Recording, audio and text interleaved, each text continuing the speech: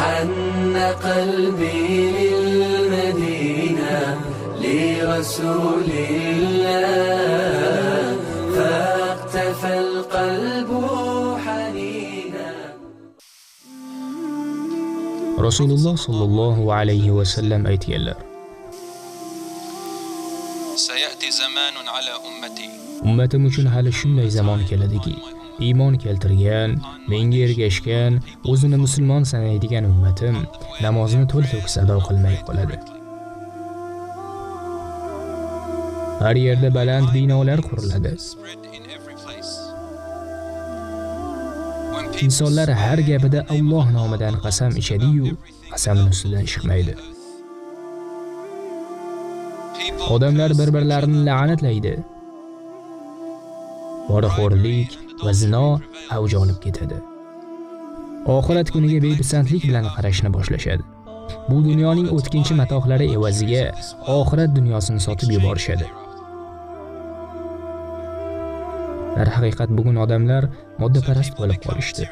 Rasululloh sallallohu alayhi va sallam davom etib shunday dedilar: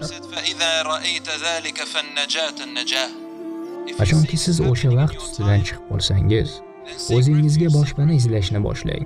Bu kabi holatlarga duch kelmaslik yo'llarini izlang. Bu oson emas albatta deganlar. Boshqa bir hadisda bir odam: Ey Allohning rasuli, boshpana izlash, panoh izlash nima degani?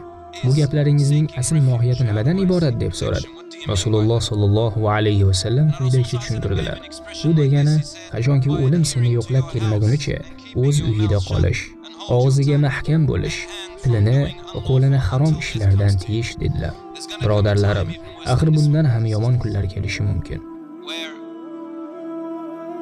Dunyoda sodir bo'layotgan voqea va hodisalardan inson shunchalar adashib qolganki, nima qilarini, qayerga borishini, kimlar bilan birga bo'lishini bilmay qoladi.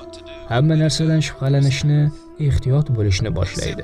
Hattoki uyda o'tirgan paytida ham o'zini ko'p narsalardan chetga olishni boshlaydi. Yaxshilik qilishni xohlaydi, lekin qayerga borib qiladi? Yomonlikka duch kelmaslikka harakat qiladi, lekin yomonlik avj olgan zamonda yashayapti. Ko'pchilik yoshlar mendan nega islom hamma narsani harom deydi kabi savollar berishadi. Aslida bu noto'g'ri fikr. Islom hamma narsani harom demaydi.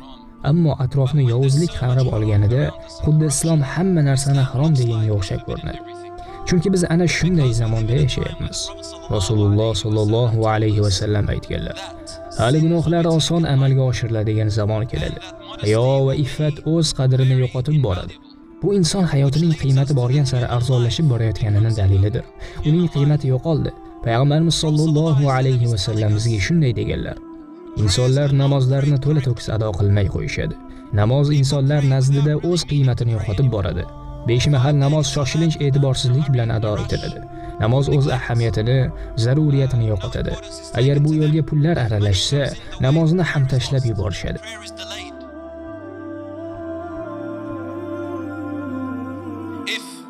Agar yigit bir qiz bilan ko'rishmoqchi, gaplashmoqchi bo'lsa va namoz vaqti kirib qolsa, u namozni o'tkazib yuboradi.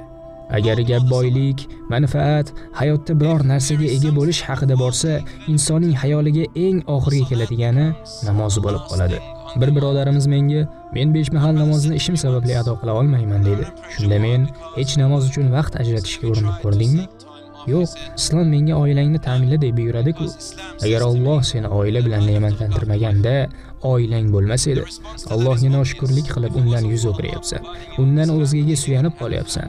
Allohdan o'zgani do'st tutgan insonni Alloh Qur'oni Karimda o'rgimchak to'ridagi o'rgimchaklarga o'xshatgan. Allohni qo'yib o'zga do'stlar tutganlarning misoli o'ziga uy tutgan o'rgimchakka o'xshaydi. Holbuki eng zaif uy o'rgimchakning uyasidir. Qoshki bilsalar edi.